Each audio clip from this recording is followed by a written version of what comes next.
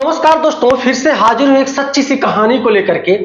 ये कहानी कोलकाता के एक गांव की है, जहां अशरफ और रुखसान और अशरफ की पत्नी, एक छोटा सा परिवार था।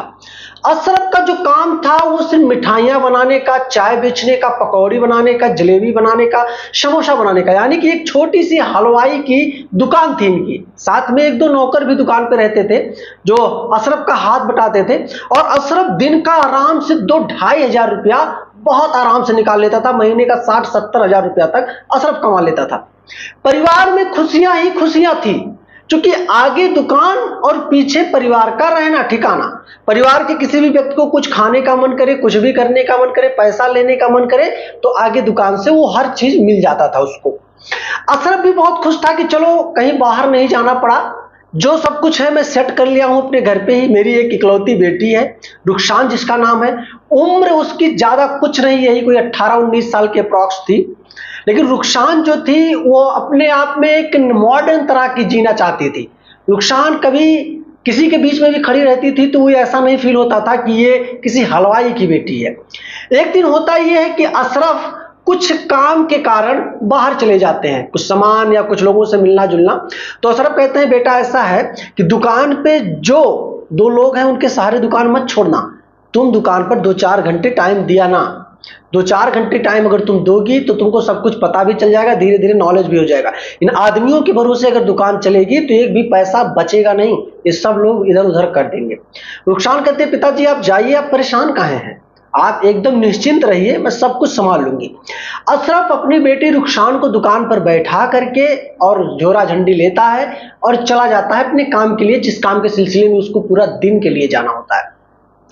दिन में तकरीबन 3-4 लोग आते हैं अशरफ की दुकान पर, मिठाइयाँ खरीदते हैं। मिठाइयाँ खरीदने के बाद अशरफ की बेटी रुखसान से कुछ बातचीत करते हैं, कुछ ऐसी बात करते हैं आपत्तिजनक जो रुखसान को नहीं अच्छा लगता। रुखसान उनको गाली भी दे देती है। अब 1-2 लड़कों को उसमें थोड़ा अच्छा नहीं लगता कि बहुत घमंडी बन रही लड़की, ऐसा है वैसा है। अब ये लोग कुछ बोले तो नहीं दुकान के पास, चूंकि अगल बगल और भी दुकानें थी, अगर वो लड़के कुछ बोलते तो मारे जाते। क्योंकि उस समय अशरफ भी दुकान पे नहीं थे, तो आज जाहिर सी बात है अगल बगल के लोग पूरा अशरफ की बेटी का सपोर्ट करते। अब वो 3-4 लड़के जो थे वो धीरे धीरे अपने अंदर एक, जो कहते हैं ना, गट्ठी बना के रखे थे रुखसान की उस बातों को लेकर के। रुखसान पढ़ने जाती थी, उसका शाम जब होता है तब जो अशरफ आते हैं दुकान पर, तो अशरफ दुकान संभालते हैं। रुखसान से कहते हैं, बेटा तुम पढ़ाई लिखाई पे ध्यान दो। कहती है, ठीक है अब्बू, कोई बात नहीं, हमने सब कुछ देखा अपने हिसाब से, कोई दिक्कत नहीं हुआ। 2-3-4 लड़के आए थे, कोई मिठाइयाँ उठाइयाँ खरीदे और थोड़ा वार्ता कहानी कर रहे थे, वो अच्छे नहीं थे। अशरफ ने कहा, बेटा इससे तुम परेशान मत हो, दुकान है, कुछ अच्छे ग्राहक आएंगे, कुछ खराब ग्राहक आएंगे, इन लोगों से आपको इरिटेट नहीं होना। तुम पढ़ी लिखी हो, अपने पढ़ाई पे ध्यान दो, कभी कभी ऐसे जब हमको बाहर जाना होगा तो तुम दुकान संभाल लेना और कोई दिक्कत नहीं है। अब रुखसान धीरे धीरे करके 10-15 दिन तक स्कूल जाती है। वो लड़के ना तो उससे मिलते हैं, ना तो कोई बात होती है, धीरे धीरे पूरा मामला ही खत्म हो जाता है। एक दिन रुखसान शाम को तकरीबन 4 बजे दुकान पर बैठी हुई थी और उसके बाद रुखसान की एक सहेली भी थी। अब उन 4 लोगों ने रुखसान को 15 दिनों तक फॉलो किया, ये किससे मिलती है, कौन इसकी सहेली है, इसका घर कौन है, रिश्तेदार को पूरे अच्छी तरीके से उन 4 लोगों ने फॉलो किया। तब पता चला कि रुखसान की एक बहुत बेस्ट फ्रेंड है जो रुखसान की हर बात मानती है और रुखसान भी उसकी हर बात मानती है, यानी कि दोनों बहुत घनिष्ठ सहेली थी। अब इन 4 लोगों ने प्लान बनाया किसी सहेली के माध्यम से ही रुखसान को दुकान से बुलाया जा सकता है, क्योंकि स्कूल भी ये जाती है सेफ्टी से और नजदीक में भी स्कूल था और सेफ्टी से आती भी है और पूरा घना बाजार हुआ करता था। तो इन लोगों को ऐसा लगा कि दाल नहीं गलने पाएगा। अब उस सहेली को ये लोग पैसा दिए, बहलाए फुसलाए और भी चीजों को ऑफर किए। उस सहेली ने रुखसान के पास फोन करके उसको एक सुनसान जगहों पे बुलाया, कुछ काम है इस जगह पे आ, उसके बाद 15 मिनट के बाद तुम चली जाना। अब रुखसान को क्या पता था कि मेरी सहेली मेरे पीठ पीछे छुरा भोंकने वाली है। रुखसान भी अपनी सहेली की बात मानकर शाम को तकरीबन 4 बज रहे थे वहां से चली गई। जब वहां पे जाती है रुखसान तो देखती है अपने सहेली के से पूछती है, क्या बात है, क्यों तूने बुलाया इतना सुनसान जगह पर, आखिर मामला क्या है, तू करना क्या चाहती, कहना क्या चाहती है। उसकी सहेली कहती, मैं कुछ नहीं, तुझको एक चीज दिखाना चाहती हूँ, तूने आज तक वो देखा नहीं होगा। रुखसान भी बड़ा एक्साइटेड होती है, क्या चीज दिखाना चाहती है बता, तो इस सुनसान जगह पे तू मुझको बुलाकर आखिर दिखाना क्या चाहती है। अब रुखसान के अंदर एक्साइटमेंट ज्यादा ही बढ़ रहा था। तब तक 10 कदम चलती है आगे, थोड़ा झाड़ी आता है, झाड़ियों के पीछे 4 लड़के बैठे हुए थे। रुखसान उन चारों को एक ही नजर में पहचान जाती है, चूंकि 10-15 मिनट तक उसके दुकान पर वो लोग झिकझिकबाजी 15-20 दिन पहले ही कर चुके थे। अब रुखसान डर गई कि ये क्या है, इन लोगों को तो मैं पहचानता हूं, बहुत बदतमीज किस्म के लोग हैं। तब तक एक लड़का रुखसान को जबरदस्ती उसका हाथ पकड़ता है, हाथ पकड़ के उसको थोड़ा मारता पीटता है। चारों लड़के बारी बारी करके उसको मारते पीटते हैं। रुखसान थोड़ी बेहोश टाइप में होने लगती है, मतलब उसको थोड़ा उतना होश नहीं रहता, क्योंकि चारों ने ज्यादा थोड़ा मार दिया था हाथ से ही, और ज्यादा कुछ इधर उधर छुरीदार या धारदार हथियारों का प्रयोग नहीं किया, सिर्फ हाथों से वो चारों लोग मार रहे थे। अब इधर ये सारी चीजें देखने के बाद रुखसान की जो सहेली थी वो डर के मारे वहां से भाग गई। उसको पता था रुखसान के साथ ये चारों लड़के गलत करेंगे अगर बुला रहे हैं तो। अब उसकी सहेली डर रही थी, डर के मारे भाग गई वहां से। अब ये चारों लड़के पहले तो बारी बारी करके रुखसान के साथ गलत काम करते हैं, तकरीबन 1.5 घंटे तक। शाम को तकरीबन 6 बजने वाले थे। उसके बाद इसको बाजार में बिना कपड़ों के कुछ दूर तक दौड़ाए। रुखसान रो रही थी, सहमी हुई थी, चिल्ला रही थी, बाजार से होते हुए आ रही थी। कुछ लोगों ने रुखसान के ऊपर कपड़े डाले, चद्दर डाले। रुखसान अपने घर में आती है। वो चारों लड़के इन घटना को अंजाम देकर फरार भी हो गए। अब रुखसान इतनी डर गई थी, इतनी सहम गई थी कि पूछो ही मत। अशरफ उसका पिता जब इन सारी चीजों को देखता है वो सन्न रह जाता। वो सोचता आखिर ये हो क्या रहा है, कहीं वो सपना तो नहीं देख रहा है। लेकिन धीरे धीरे करके जब कुछ पल गुजरे तो अशरफ को ये पता चल गया कि वही सपना नहीं है बल्कि सच है जो इसने अपने आंखों से देखा है। अशरफ अपनी बेटी के पास जाता है कमरे में। उसकी बेटी अपने बाप अशरफ को ही देखकर डरी हुई थी। रुखसान बहुत ज्यादा डर गई थी। अशरफ जाता है, कहता है बेटा मैं तुम्हारा अब्बू हूं, तुमको डरने की जरूरत नहीं है, तुम निश्चिंत रहो, तुम सच सच बताना कोई मामला क्या हुआ, कैसे हुआ। रुखसान तकरीबन 2 घंटे तक तो किसी से बात ही नहीं की, ना तो किसी से कुछ बोलचाल की, एकदम चुपचाप बैठे थे। इधर अशरफ और अशरफ की पत्नी यानी कि रुखसान के माता पिता दोनों बैठकर रुखसान से बात करना चाहते थे। घंटों गुजर गए, रुखसान किसी से बात नहीं कर रही थी। जब रुखसान की माता जी काफी ज्यादा रुखसान के हाथ पांव जोड़ने लगी, पड़ने लगी, तब रुखसान ने अपना जुबान खोला और धीरे धीरे करके अशरफ को पूरी कहानी बताई। अब अशरफ तो पूरा आग बबूला हो गया। अशरफ ने क्या किया, तुरंत अपने घर से एक हथियार निकाला, उन चारों को मारने के चक्कर में निकल पड़ा। लेकिन चारों जब उस शहर में रहते तब तो मिलते, वो चारों इस शहर को छोड़कर ही जा चुके थे।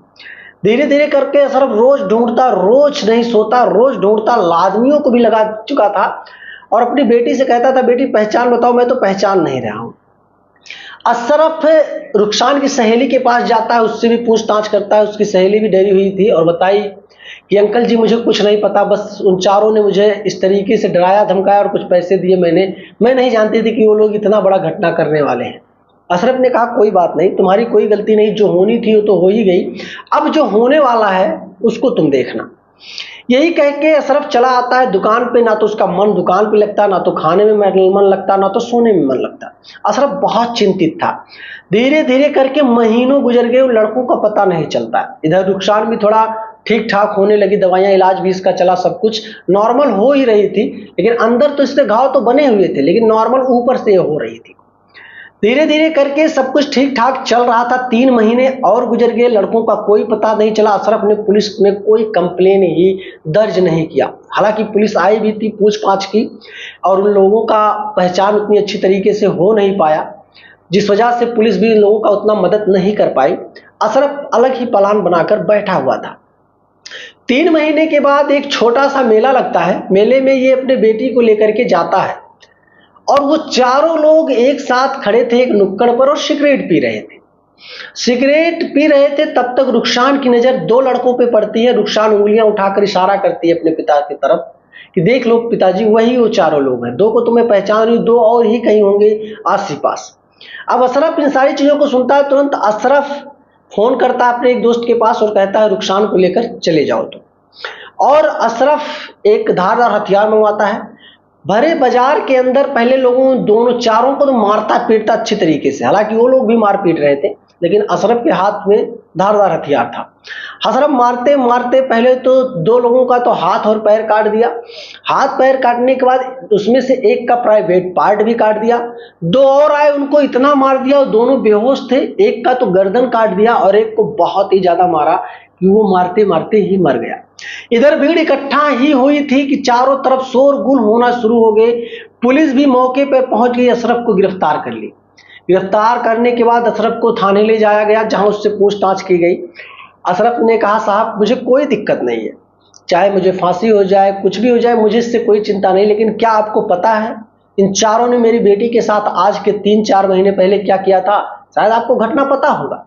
पुलिस वालों ने कहा, हाँ ऐसी कोई घटना हुई थी, लेकिन आपने उतना उस तरीके से इस केस में इंटरेस्ट नहीं जगाया, इसलिए हम लोग भी कुछ कर नहीं पाए।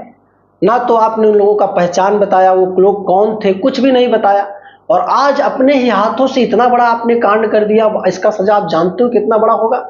अशरफ ने कहा, मुझे कोई फर्क नहीं पड़ता, सजाए मौत हो या फांसी हो या उम्र कैद की सजा हो, मुझे कोई फर्क नहीं पड़ता। अब तो इतना हो गया कि मेरे दिल को तसल्ली मिल गई। मेरी बेटी जब भी इस बात को सुनी तो मेरी बेटी को भी बहुत ज्यादा तसल्ली मिली। अब मुझे कुछ नहीं करना था। मेरी एक छोटी सी दुकान है, मेरी बेटी आराम से संभाल लेगी, पढ़ी लिखी है, और इतना मैं दावे से कहता हूं साहब कि आज के बाद मेरी बेटी बुढ़ी हो जाएगी, फिर भी किसी में दम नहीं रहेगा जो मेरी बेटी की तरफ आंख उठाकर देख ले। पुलिस वालों ने कहा, भाई इस तरीके से आप बात कर रहे हो, ये बात आप कोर्ट में करोगे तब फिर वहां देखोगे आपके साथ क्या होता है। अशरफ ने कहा, साहब कोई बात नहीं, आप मुझे कोर्ट में पेश करो, कोर्ट जो भी सजा देगी मुझे मंजूर है। अशरफ को कोर्ट में पेश किया गया, वहां पे सुनवाइयां चल रही थी। अशरफ को सजा भी हुआ, हालांकि 4 के चारों लोग जीवित नहीं बचे, 4 के चारों भी इस दुनिया को छोड़कर चले गए।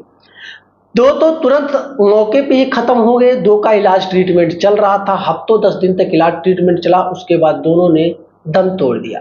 दोस्तों आज की ये जो कहानी मैं बता रहा हूं, कोलकाता की एक कहानी है। अक्सर कोलकाता में कुछ ऐसे ऐसे एरिया हैं, ऐसी ऐसी जगह हैं, जिसको पश्चिम बंगाल के नाम से आप जान सकते हो, बहुत सारा क्राइम होता है। कोलकाता में मुस्लिम बहुल्य है, और इन 4 लड़कों की जब पहचान होती है तो 2 तो उसमें मुस्लिम थे और 2 उसमें हिंदू थे। ऐसा नहीं है कि 4 के चारों हिंदू थे या 4 के चारों मुस्लिम थे, 2 हिंदू 2 मुस्लिम थे। लेकिन अशरफ ने बिल्कुल नहीं बरता, चाहे मुस्लिम हो या हिंदू, चारों को खत्म कर दिया। आज की इस कहानी को सुनाने का मकसद ये नहीं है दोस्त किसी की पर्सनल भावनाओं को ठेस पहुंचाना, किसी की पर्सनल चीजों को उजागर करना, बल्कि मकसद ये है अवेयरनेस की दृष्टि से वीडियो में बना रहा हूं, ताकि आप इस वीडियो को देखो और सीखो समाज में क्या चल रहा है, किस तरीके से आपको अपने घर की बहु बेटियों का रक्षा करना है, किस तरीके से बहु बेटियों को आपको संभाल कर रखना है, किस तरीके से आपको पुलिस का सहायता लेना है, किस तरीके से आपको क्या करना है, ताकि आप किसी को सजा भी दे सको और आपके हाथ भी गंदे ना हो। अगर कानून आपकी मदद कर रहा है तो आपको कानून का ही सहारा लेना होगा, ज्यादातर उचित आज के समय में यही है। हालांकि जितना मैं जानता था उतना मैंने इस वीडियो में कंसल्ट किया और आपको बताया कहानी के माध्यम से। वीडियो पसंद आई मेरे दोस्त, वीडियो पे लाइक करना, चैनल पे नए हो तो सब्सक्राइब करना। मिलूंगा फिर एक शानदार सी कॉन्सेप्ट को लेकर, तब तक के लिए जय हिंद।